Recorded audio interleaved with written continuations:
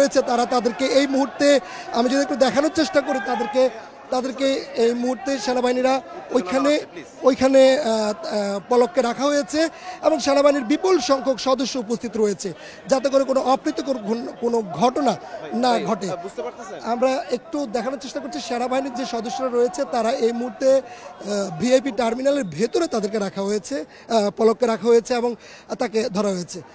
একটু কথা বলি আপনার সঙ্গে, একটু কথা বলি আপনার সঙ্গে, তাহলে একটু কথা বলতে দেন।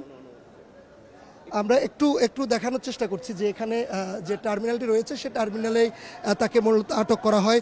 প্রথম এয়ারপোর্ট কর্তৃপক্ষ তাকে দেখে এবং দেখার পরে এয়ারপোর্ট কেন্দ্রিক যেসব সাধারণ মানুষ রয়েছে এবং বিদেশগামী যেসব যাত্রী রয়েছে তারাও আমরা দেখতে পাচ্ছি যে এখানে বিভিন্ন স্লোগান দিচ্ছে এবং তারা তাদের যে এতদিনের যে চাপা ক্ষোভ সেটি তারা প্রকাশ করার চেষ্টা করছে এবং তারা বলছে যে তারা যে বিদেশ থেকে তারা যে টাকা পাঠানোর জন্য পরিবারের জন্য চেয়েছিলেন ইন্টারনেট সংযোগ বিচ্ছিন্ন করে দিয়ে পলক সেটি তাদেরকে করতে দেয়নি এবং বিভিন্নভাবে এবং তাদেরকে বিভিন্নভাবে হয়রানি করা হয়েছে। সে হয়রানির প্রতিবাদে তারা বিক্ষোভ করছে এবং তারা বলছে অতি দ্রুতই তাকে এখান থেকে নিয়ে যেতে হবে এবং আমরা দেখতে পাচ্ছি যে সেনাবাহিনীর যে নিরাপত্তা রয়েছে সেই নিরাপত্তা তারা এখানে জোরদার করেছে। এখানে এয়ারপোর্টের আইনশৃঙ্খলা বাহিনীর সদস্যরা রয়েছে এবং সেনাবাহিনীর সদস্যরা তাকে ভিআইপি যে টার্মিনালের যে রুমটি রয়েছে ভিআইপিদের বিশ্রামাগার সেখানে তাকে এই মুহূর্তে রাখা হয়েছে যাতে করে কোনোভাবে না যেতে পারে। আরেকটা বিষয় জানিয়ে রাখি যে গতকালকে আমরা দেখেছি যে এয়ারপোর্টে 6 ঘন্টা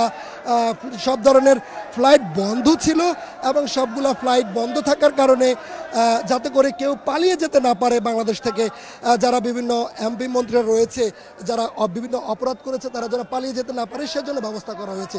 তবে পুরো এয়ারপোর্ট কেন্দ্রিক নিরাপত্তা জোরদার করা হয়েছে, সেনাবাহিনীর সদস্যরা কাজ করছে এবং যাতে করে কোনো অপ্রীতিকর ঘটনা না ঘটে সেটা করা হচ্ছে। আর দেশ থেকে যাতে করে কেউ যেন পালিয়ে যেতে না পারে সে ব্যবস্থা করা হয়েছে। তো লাবণী, এ ছিল এয়ারপোর্ট থেকে আমার কাছে সর্বশেষ সংবাদ।